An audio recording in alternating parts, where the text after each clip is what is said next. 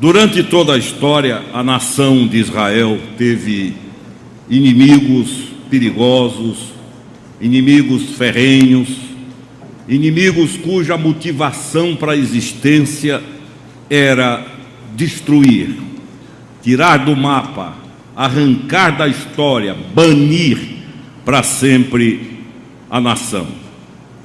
Os moabitas, por exemplo, os amonitas, descendentes de Amon, os amalequitas e várias outras nações que tinham como programa de vida aniquilar a nação de Israel.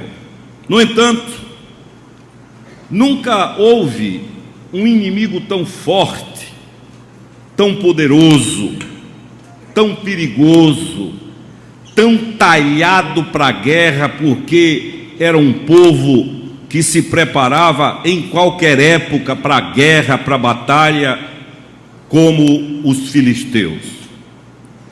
Deles vem a palavra filistino. Da palavra filistino vem até hoje a palavra palestino. Eles habitavam a região onde hoje está a faixa de Gaza, que a Bíblia chamava de Gate. E toda a motivação, a oxigenação da nação era esta fome, este apetite para aniquilar completamente Israel. Ora, destruindo as plantações, porque a economia repousava no campo, ora, aniquilando os animais, a criação, enfim, promovendo num ritmo quase que constante ataques maciços, ora com guerras declaradas, ora com a prática já de guerrilha naqueles dias, em lugares específicos, em horários específicos, mas o fato é que Israel vivia um período, uma história, melhor dizendo, de conflito com esses inimigos. Davi reinou 40 anos, e nos 40 anos de reinado, no primeiro período de 7 anos, quando há a queda dele, e depois a restauração, ele reina mais 33 anos.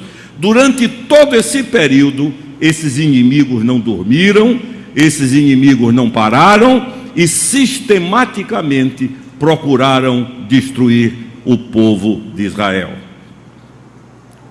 O texto que acaba de ser lido fala sobre um desses conflitos. Outra vez eles estão frente a frente. Outra vez eles estão na iminência de um grande derramamento de sangue, mas neste momento surge uma proposta diferente. Os filisteus aparecem com um gigante chamado Golias. A Bíblia diz que ele tinha 6 côvados de altura, o que significa 2,99 metros de altura.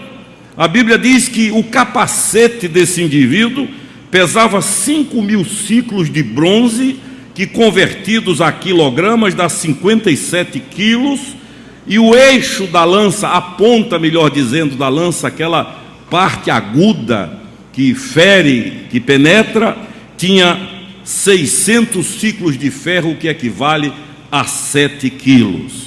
Esse era o homem, esse era o gigante. E a proposta dele foi uma proposta perigosa, sintomática, que ele já conhecia. Ele disse: estamos aqui para a luta, mas não vamos hoje lutar, não haverá conflito entre os povos. Eu quero enfrentar alguém de vocês, escolham um e nós nos enfrentaremos, e há de ser que aquele que for derrotado significa que a nação perdeu esta guerra. Um conflito desigual, perigoso, covarde, principalmente se nós considerarmos a história naquele momento, o contexto histórico, em que Israel vivia uma crise econômica, vivia uma crise na saúde, com pestes, epidemias varrendo a nação, e com uma crise na família, porque houve o desmonte da referência maior, que era Davi, o rei. A família havia sido desmontado, e nos regimes monárquicos a representatividade da família real é muito grande. Ela é vista como referência, como arquétipo, como paradigma, como modelo, como algo para onde se deve olhar. Tudo isso estava num processo de desgaste, de derrota e de falência em Israel. O que eu quero comentar, refletir com vocês hoje de maneira simples e objetiva é a verdade de que todos nós na nossa vida, em vários momentos, nos deparamos com gigantes que querem passar por cima, atropelar, destruir, acabar, arrasar. São gigantes que surgem às vezes de forma repentina. E o que nós precisamos hoje é tomar uma decisão na vida de que gigantes surgem para serem enfrentados em nome de Jesus, para serem encarados. E a pergunta que se faz é: como vencer os gigantes que surgem na nossa vida? Tudo vai bem, águas tranquilas, brisa suave, caminhada sossegada, os negócios caminhando, a família equilibrada, a saúde em dia, quando repentinamente parece que do nada surge um Golias personalizado, surge um gigante que levanta-se para nos enfrentar, e quando olhamos com os olhos da lógica, do sentimento, concluímos imediatamente que não tem jeito, não tem saída. O gigante Golias que a Bíblia fala era um homem treinado, preparado para a guerra. A vida dele era guerra. Davi era um pastor que foi arrancado do campo, da zona rural. A Bíblia diz que era um jovem, um menino, ruivo e sisudo de palavras. E o confronto é absolutamente desigual. Se prevalece a lógica, é para dizer não tem jeito e render-se a priori. Se prevalece as sensações, é para dizer não tenho coragem, não tenho chance contra esse gigante que surgiu na minha vida. E uma coisa importante para a gente aprender é que nesse processo de enfrentamento não há sorte nem azar. Isso não existe. Existe confiança e determinação. Thomas Edison, que inventou a lâmpada, ele disse que esse processo que culminou com esta beleza que conhecemos hoje, custou a ele 10% de inspiração e 90% de transpiração. Houve gigantes que ele precisou enfrentar. No entanto, o que a Bíblia nos ensina é que quem anda com Deus não vê obstáculos, vê oportunidades de vitória. Quem anda com Deus não vê montanhas, vê vales aplanados pelo poder do Espírito Santo de Deus.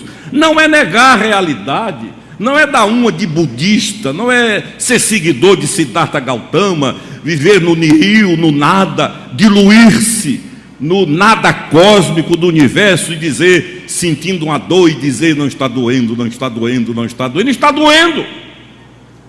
Olhar um problema, um gigante e tentar vencê-lo negando a estatura e a dimensão, isso não é fé cristã. A fé cristã olha, não hipertrofia nem diminui o tamanho, a densidade, a violência, o perigo e o risco, mas crê numa coisa: maior é o que está comigo do que ele. É isso que a Bíblia ensina. Eu li que Alexander Graham Bell, em 1876, vocês sabem que ele inventou o telefone. Ele reuniu autoridades e empresários para apresentar o telefone. E estava presente o presidente dos Estados Unidos, Rutherford Hayes. E ele então expôs sobre o telefone, explicou o que era o telefone, como ia funcionar, fez testes. E quando o presidente norte-americano teve a palavra, ele disse o seguinte: é uma invenção surpreendente, mas duvido que alguém queira usar uma coisinha dessas. Ou seja, é surpreendente, mas é inútil, isso não tem futuro. A pergunta hoje, queridos, para ser bem prático, é a seguinte: quais são os gigantes que você está enfrentando? Você que me vê pela internet, quais são os seus gigantes? Quais são os gigantes que olham para você e dizem, como Golias disse: estou aqui para afrontar, estou aqui para desmoralizar, estou aqui para acabar com o que você fez e é, estou aqui para lhe dizer que você não tem saída, não há chance, estou aqui para lhe informar que não há solução e que o melhor gesto é o da rendição. Há uns que sucumbem ante o gigante do medo. O medo tem essa força de aumentar o negativo e atrofiar o positivo. Os espias que foram enviados por Moisés a Canaã para olhar a terra eram 12. 10 ficaram apavorados com os enaquins e voltaram dizendo: a terra é boa, a terra mana leite e mel, a terra é maravilhosa, mas não dá para conquistar, não há como vencer o povo que lá está. Somente 2, Josué e Caleb, enfrentaram esse gigante. E Josué disse a Moisés: realmente a terra é boa, a terra é maravilhosa, mana leite e mel, há gigantes lá, mas o Senhor está conosco e em nome dele venceremos. A maioria diz que não. Há outros que vivem face a face com o gigante da ansiedade. Qualquer coisa o coração dispara, qualquer coisa perde o rumo. Há outros que enfrentam crises financeiras, outros enfrentam o gigante da solidão, o desemprego, vícios, timidez, culpa, morte, etc. E por aí, cada um tem, parece que produziram um gigante personalizado para a gente. Ao nosso modo, todos nós enfrentamos gigantes em nossa vida. O que é que nós precisamos fazer para vencer? E como eu ainda continuo com a garganta me preocupando, eu vou objetivar o que foi que Davi fez, o que é que a Bíblia nos ensina, a receita para vencer os gigantes que nos assombram, amém? Não precisa levantar o braço. Você enfrenta gigantes, diga amém. Amém. Você quer vencer os gigantes, diga amém. Amém. Você vai vencer em nome de Jesus. Amém. Porque Deus não nos chamou para brincadeira, para passatempo. Deus seria perverso se olhasse para o nosso sofrimento e fizesse do nosso sofrimento algo que lhe agradasse. Deus nos equipa, Deus nos coloca na posição hoje de derrotar os gigantes que fazem sombra sobre a nossa vida. Então olha aqui, aprendendo com Davi, aí no verso 11: vencemos quando não damos ouvidos aos pessimistas. Os pessimistas estão por aí, por todo canto. Os pessimistas perdem a vida. Sabe como é que um pessimista perde a vida? Porque tem medo de viver. E aí não vive, sobrevive, ou no máximo existe. Você lembra de Jairo, o príncipe da sinagoga de Cafarnaum, um dos 3 homens mais importantes da cidade? Ele percebe que a filha adolescente, 14, 15 anos, está morrendo, algo incurável. Chega um momento em que, pressionado pela dor, ele rompe com as convenções, com as etiquetas, com todo o cerimonial do cargo que ocupa e corre atrás do Senhor Jesus Cristo. Ali já não era o professor, o doutor, o líder, o príncipe, ali era o pai, um pai que estava a ponto de perder a única filha que tinha. Ele pede a Jesus, ele expõe o problema e a Bíblia diz: Jesus foi com ele. E aí começam a surgir as dificuldades, e uma delas é um grupo de pessimistas que chega fantasiados de realistas. Porque o pessimista frequentemente usa a fantasia do realismo. Eu quero ser real com você, realista com você. Quero dizer o que é. E os pessimistas se aproveitam e dizem a Jairo: Jairo, dispensa Jesus, manda o mestre embora, deixa ele fazer o que tem para fazer, porque a menina morreu, não tem mais jeito. Você já viu um gigante desse tamanho?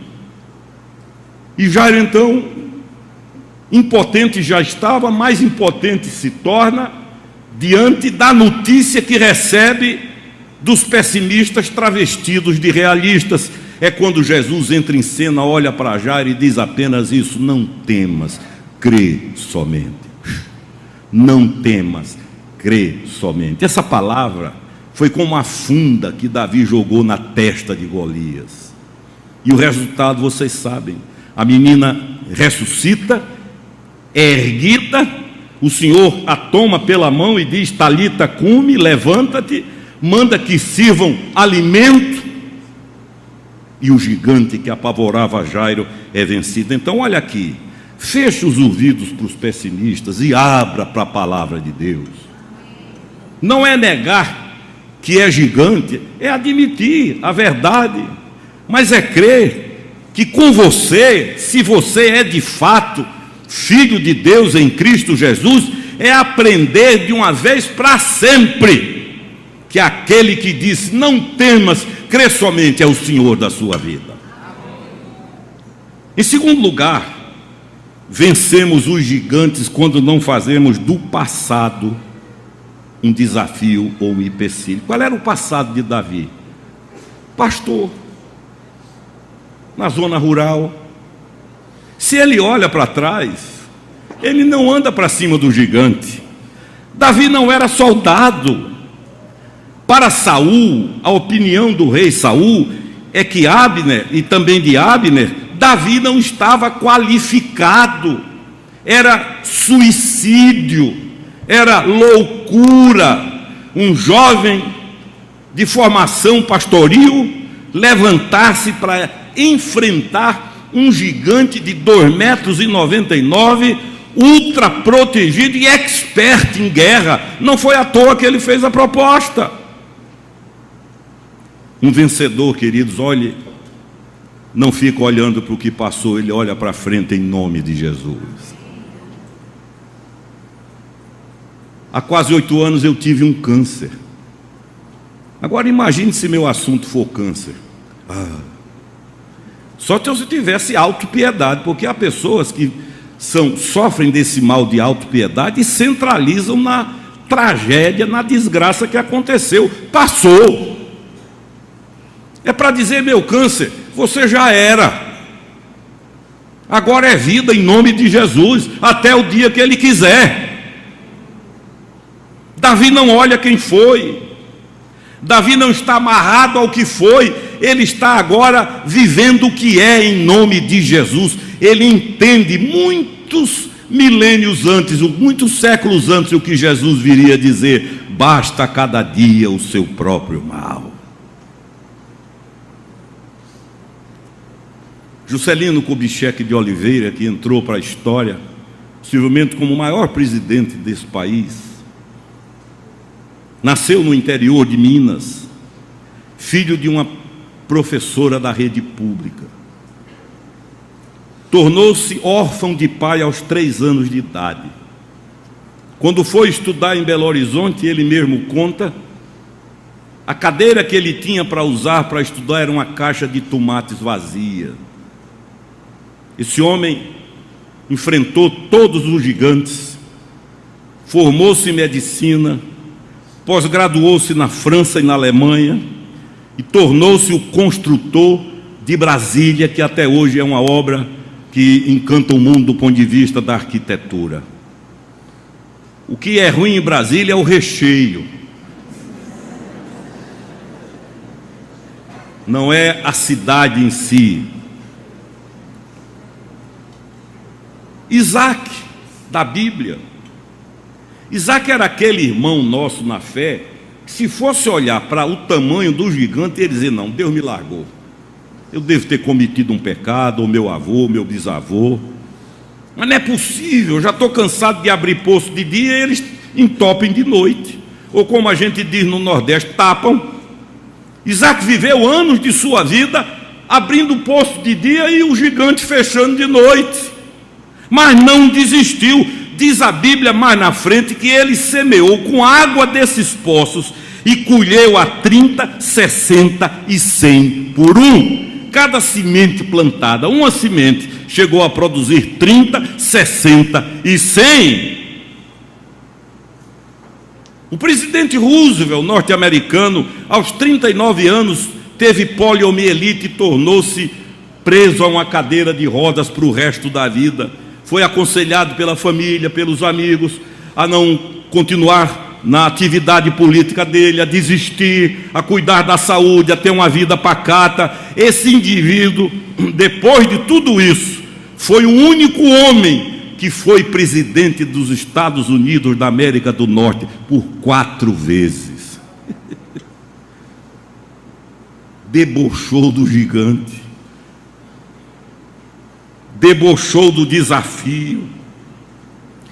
Quer aprender uma forma, ou melhor, uma fórmula de olhar para o gigante e não balançar? Lembre do que Deus já fez por você no passado, de onde Ele lhe tirou, o que Ele fez na sua vida, as providências do Senhor na sua vida, porque uma das especialidades dos gigantes é cegar o povo de Deus para não ver as libertações de Deus na sua vida. Será que você estaria aqui se não fosse esse Deus maravilhoso? Será que os seus negócios iriam tão bem, de forma honesta?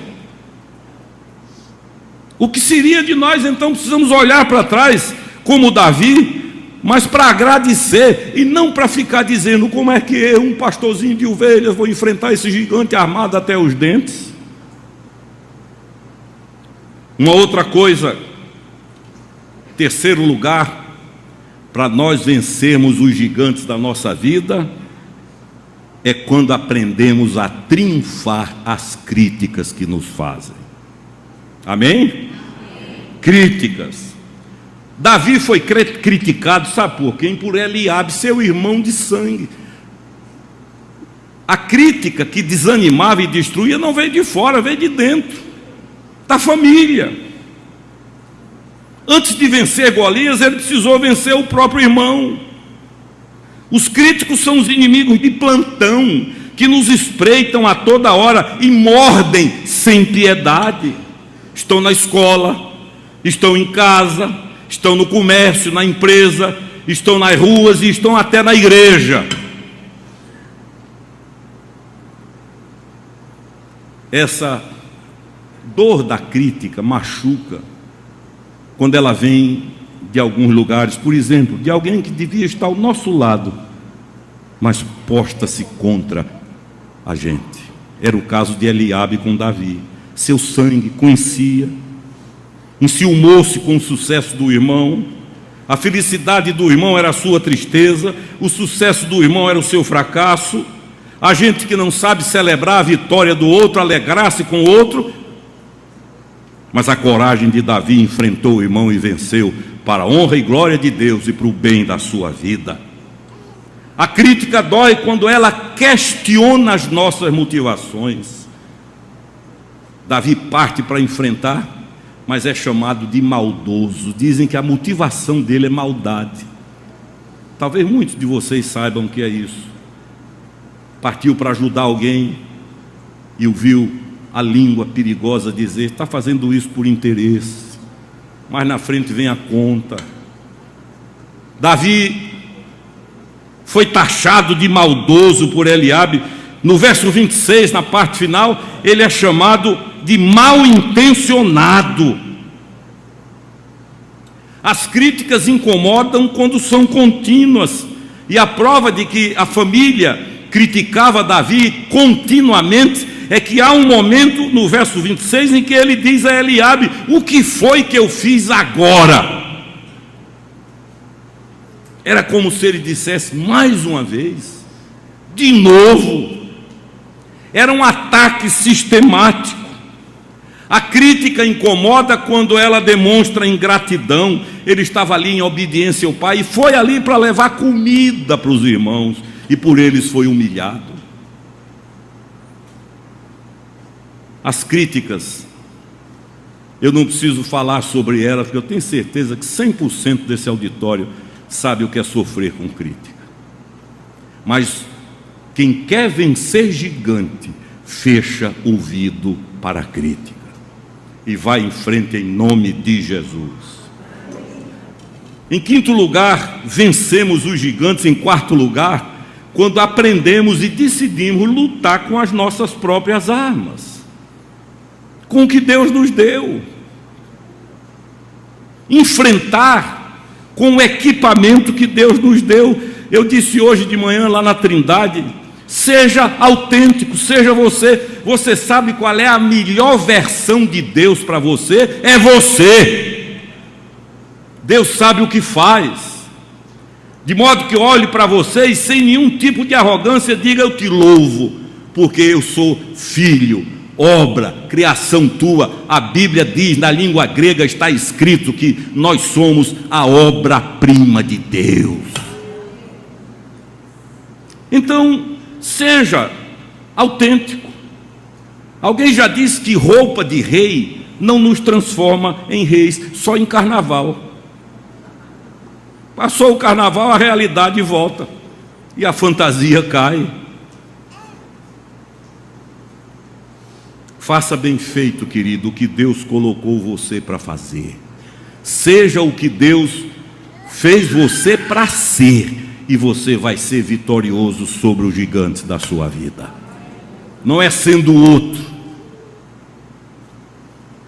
A mídia nos condiciona de tal forma que nós começamos a perder a identidade e a receber identificações jogadas pela mídia.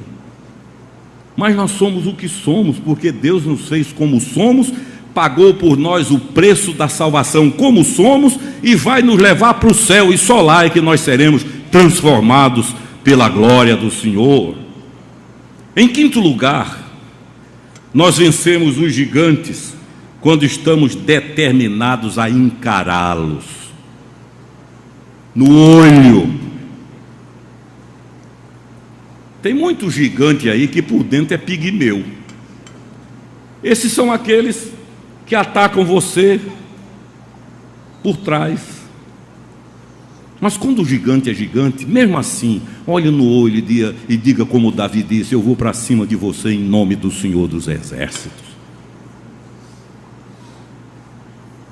Esse é um processo de santificação na nossa vida que precisa ser alimentado para que tenhamos coragem de olhar no olho.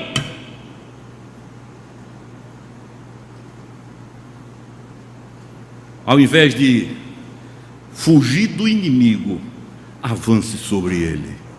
Sujeitai-vos, portanto, a Deus. Resisti ao diabo e ele fugirá de vós. Não é você dele, é ele de você.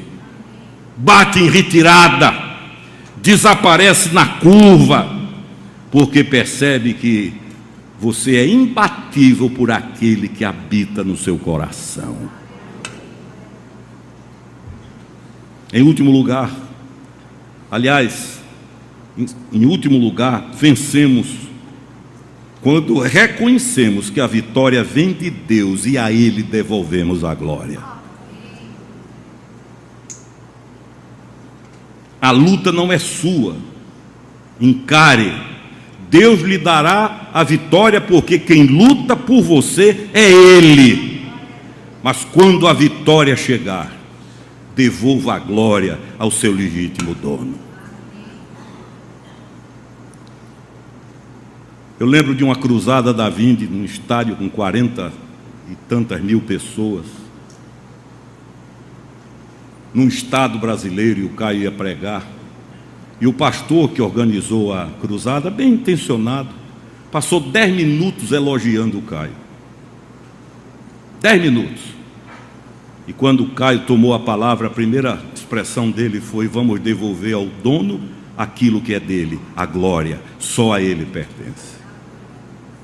Deus vai lhe dar vitória. Você não foi criado nem chamado para ser perdedor. Deus vai lhe dar vitória, porque sobre você há o selo de sangue do que venceu. Agora não caia na armadilha de buscar glória própria. Vá ao altar de Deus e devolva ao Senhor a glória e diga: a vitória veio sobre a minha vida, mas eu estou aqui para te entregar a glória, porque a glória é tua e não minha. Foi isso que Davi fez.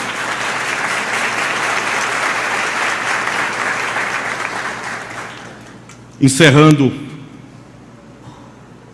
eu contei, nessas mensagens que eu mando por aí à noite, essa semana eu contei uma história que repeti aqui quarta-feira, e eu disse hoje de manhã lá na Trindade: talvez o que falte para você derrotar seu gigante seja o toque do Senhor Jesus na sua vida.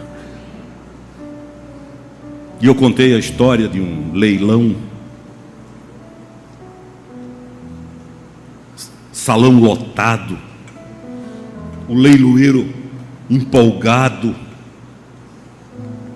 as ofertas sendo arrematadas por valores compensadores.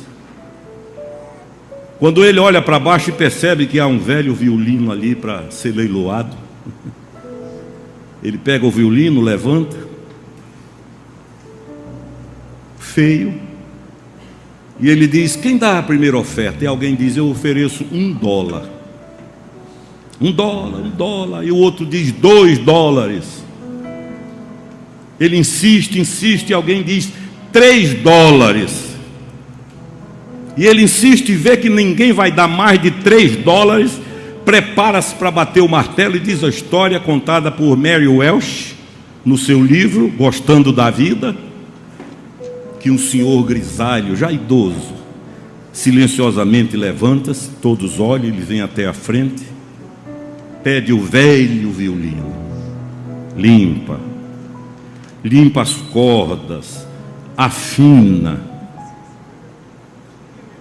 e começa a tocar.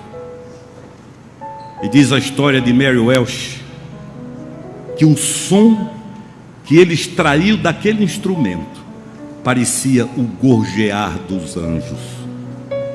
Quando ele acaba, coloca lá, e o leiloeiro diz: vamos continuar, e pede que haja oferta, e alguém diz $1.000. $1.000, ele já ficou empolgado, e outro diz $2.000. Quem dá mais? $3.000.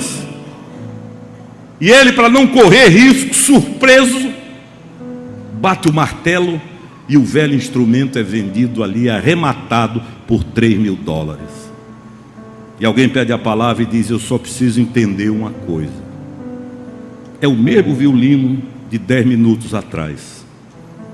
Velho, feio, surrado. Eu não entendo como é que há 10 minutos a maior oferta foi de $3, e agora ele foi arrematado por $3.000. O que foi que houve? E o leiloeiro diz: o toque da mão de um mestre. Só isso, nada mais. Às vezes nós estamos desafinados na vida,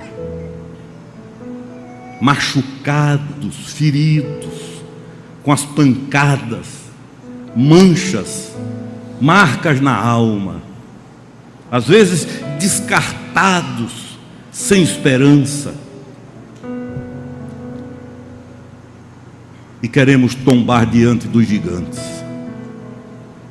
É nessa hora que nós precisamos aprender que a diferença toda está no toque da mão do mestre. Vamos cantar um louvor. Eu não sei qual é o gigante que você enfrenta, e nem quero e nem preciso saber. Mas você sabe, ele tem nome. Não é anônimo. Eu não sei qual a sua postura. Talvez seja de entregar os pontos, de admitir a derrota, porque diz: eu quero acabar com essa luta, não aguento mais. Eu queria desafiar você, dizendo que o Mestre está aqui, a nessa noite dizer: Senhor, Mestre da vida, toca em mim. Você vai ver o gigante encolher, tornar-se um pigmeu. É melhor enfrentar gigantes com Deus do que enfrentar pigmeus sozinho. Que venham. Vamos ficar em pé enquanto nós cantamos. Aqueles que de coração dizem: eu quero o toque da mão do Mestre. Dessa vida chamada violino ainda dá muita música bonita para sair. Vou enfrentar os gigantes, e a palavra rendição, entregar os pontos, acaba de ser sepultada. Vou sob o toque da mão do Mestre. Enquanto cantamos, os que quiserem, venham ao altar, e nós vamos orar e pedir que o Senhor dê esse toque transformador para que gigantes sejam derrotados em nome do Senhor. Amém.